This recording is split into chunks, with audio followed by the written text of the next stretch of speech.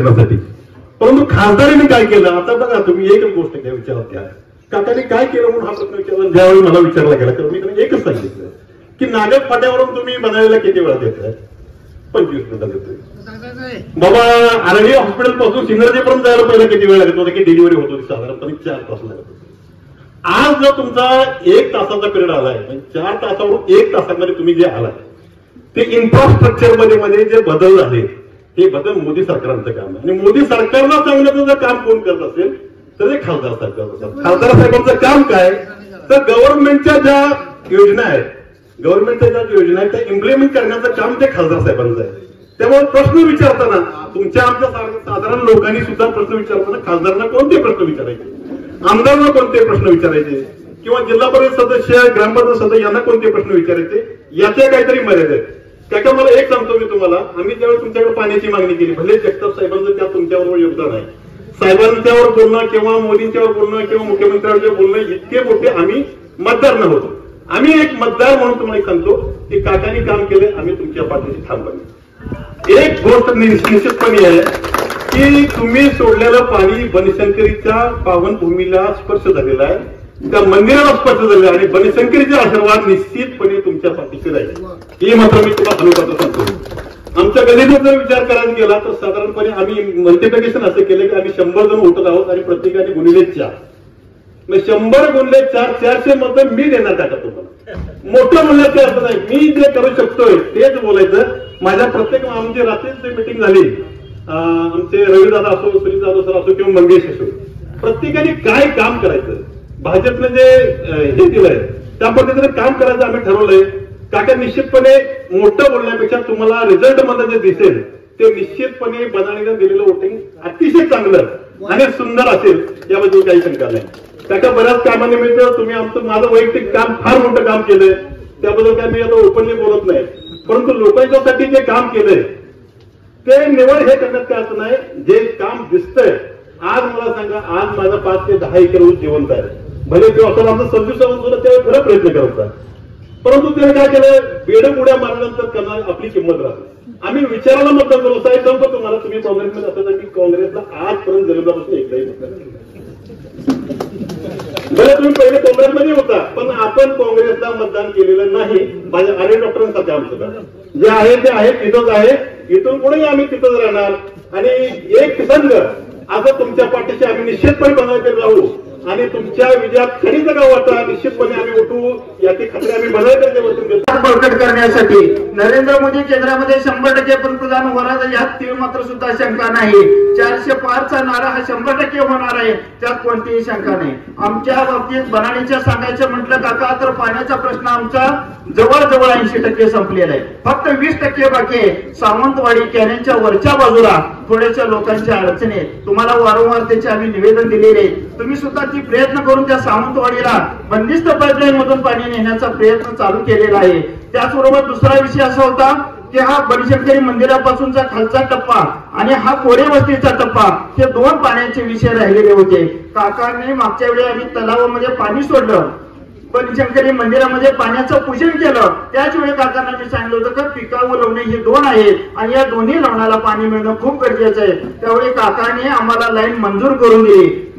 तलावापासून ते बनशंकरीच्या कुंडापर्यंत 6 इंची लाईन मंजूर झालेली होती, परंतु मंजुरी केली. त्यानंतर आम्ही सांगितलं काकाला हा पुजारी लावून पण राहतंय, त्यावेळी काकाने ती 6 इंची लाईन कॅन्सल करून त्या ठिकाणी 10 इंची लाईन टाकली आणि त्यामधला एक फाटा ह्या खालच्या बाजूला आणि दुसरा फाटा या तलावाच्या खालच्या बाजूने त्यांनी मंजूर केलेला आहे. काही तांत्रिक अडचणीमुळे आचारसंहितेमुळे त्या कामाला सुरुवात झालेली नाही. काका ज्यावेळी नवीन खासदार होतील त्यावेळी पहिल्यांदा काकाच्या कामाला तुम्ही सुरुवात करावी अशी बनाळीतील नागरिकांच्या वतीने मी तुम्हाला विनंती करतो.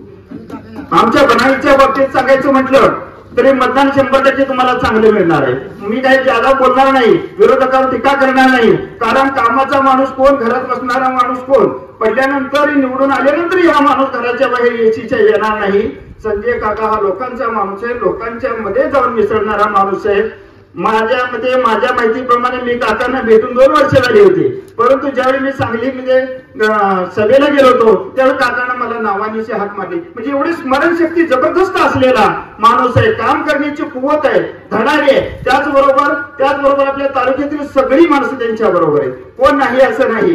जे काही थोडी स्वारडास होता की काकांशी डायरेक्ट कॉन्टॅक्ट नको, परंतु काका आम्हाला बोलवत होती ह्यात आमचा काय दोष, किंवा लोकांची कामं घेऊन जाण्यात यात आमचा काय दोष, ह्या काही गोष्टी खटकल्या. आणि माझ्या माहितीप्रमाणे काका त्यांचं कसं आहे, त्यांना साहेबांना पुढे काही करायचंच नाही अशा प्रकारचा उद्देश त्यांच्या मनामध्ये असावा. त्यामुळे त्यांनी काय केले, ते मगाशीच कोणीतरी सांगितलं की मी भाजलेली कोंबडी आहे, हेमंत यांनी सांगितलं भाजलेले कोंबडे पाण्यात टाकली तर टाकली, शिजली तर शिजली, नाही तर गेली कच्ची, अशी म्हणण्याची त्यांची प्रवृत्ती झाली आहे.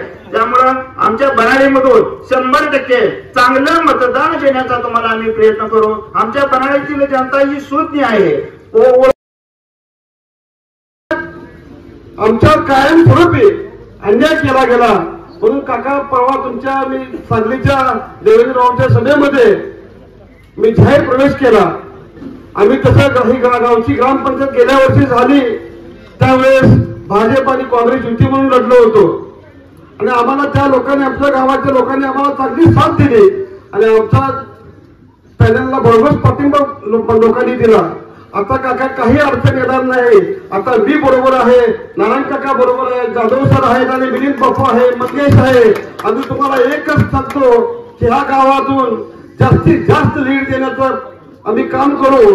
आम्ही स्वतःसाठी लावलो नाही, एवढे राबून तुम्हाला रात्रीचा दिवस करून ह्या गावातून ह्या गटातून सुनील भैयाने आम्ही मताधिक्य देऊ एवढंच मी सांगतो. काकांनी आम्ही जरी काँग्रेसमध्ये असलो तरी काकांच्याकडे कामं करून घेत होतो. काका कधी म्हणले नाही की आम्ही तू ह्या पक्षाचा आहे त्या पक्षाचा आहे. काकाच्या डोक्यात इलेक्शन संपलं, त्या तालुक्यातली जनता गरीब आहे, दुष्काळामध्ये होरपडते, हे काकांना म्हणजे जाणीव आहे. आणि काका निश्चित रूपानं यावेळेस चांगल्या भरघोस मताने खासदार होतील आणि काकाला आपण खासदार केल्यानंतर काकाला मंत्रीपद सुद्धा मिळेल. आज एवढ्या सगळ्या लोकांच्या समोर मी सांगतो, काकांनी गेले 1 वर्ष झालं आमच्या गावाचं कॅनलचं पाणी बंद झालं नाही, नाहीतर आमच्या दुष्काळामध्ये ह्या जनतेचे एवढे हाल झाले असते. अजून पण काका थोडे पाणी आता कमी पडायला लागलंय. तुम्ही ते लोकांना, साहेबांना, अधिकाऱ्यांना सांगून आम्हाला एवढे 15 दिवस कसं तरी दुष्काळातून बाहेर काढावं एवढीच विनंती करतो. आणि बनशंकरी तलावातून खाली पाणी सोडण्यासाठी ते सुप्रीममध्ये आपण प्रस्ताव पाठवलेला आहे, फक्त त्याचं टेंडर व्हायचं राहिले. एवढं झालं की काका तेवढे काम झाले की आमच्या गावाचं सगळं संपलंय. आणि बनशंकरी मंदिराचा तीर्थक्षेत्रामध्ये वर्गामध्ये समावेश करून आतापर्यंत भरपूर तुम्ही दिलंय. इथून पुढच्या काळामध्ये काकांनी पेयजल योजनेमधून 1.5 कोटीचे निधी दिलेला आहे आणि ते काम चालू आहे.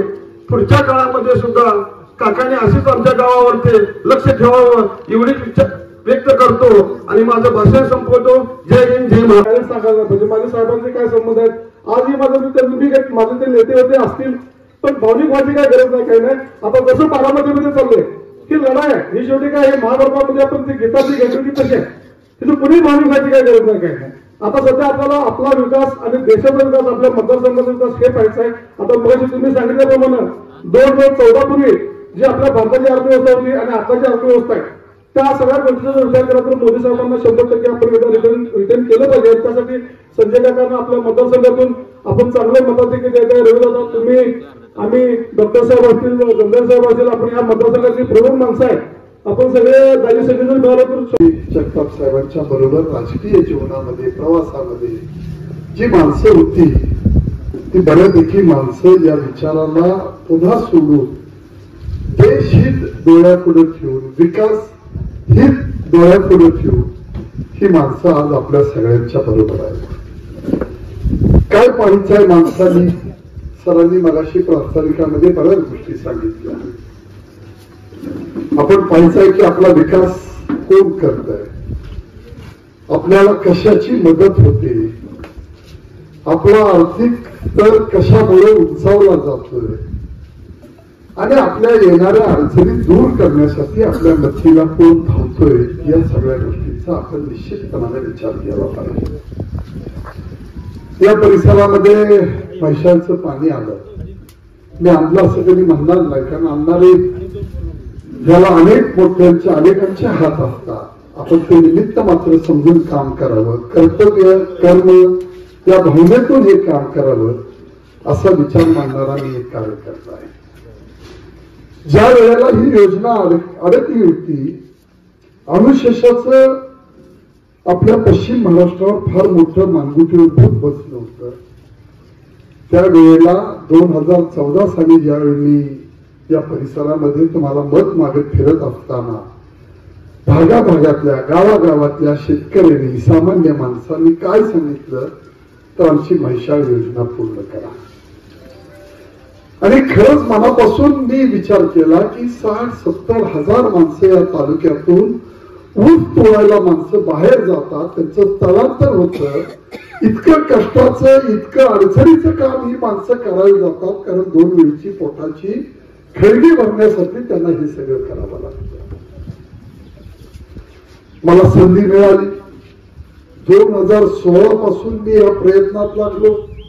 2017 साली प्रधानमंत्र्यांना भेटून प्रधानमंत्री कृषी सिंचाई योजनेमधनं आपण 2100 कोटी रुपये या म्हैसाळ योजनेला आणले. ही जी योजना कवठेमंकाळच्या काही भागापर्यंत आली होती, कवठेमंकाळच्या पुढे आणून जत तालुक्यामध्ये 2100 कोटी रुपयाची आपण कामं केली बंदिस्त पाईपलाईनच्या माध्यमातून. आणि ही योजना पूर्णत्वाला गेली. याच्यामध्ये काय आपण साध्य केलं, वकील साहेबांनी सांगितलं की माणसाला पाणी आलं तर त्या शेतीतून तो उत्पन्न घेतो, कष्ट करतो आणि चांगलं उत्पन्न मिळवून त्याच्या जीवनामध्ये त्याला लागणाऱ्या गरजा या उत्पन्नातून पूर्ण करायचा तो प्रयत्न करतो. मला आपल्याला विनंती करायची आहे की 2014च्या आधी या जिल्ह्यामध्ये अनेक मातब्बर नेते होते की ज्यांनी यासाठी प्रयत्न केले आणि जे आज उभा राहिलेली. आरबीएन न्यूज मराठीला लाईक, सबस्क्राईब आणि शेअर करा आणि शेजारील बेल आयकॉनला क्लिक करा. RBN news Marathi.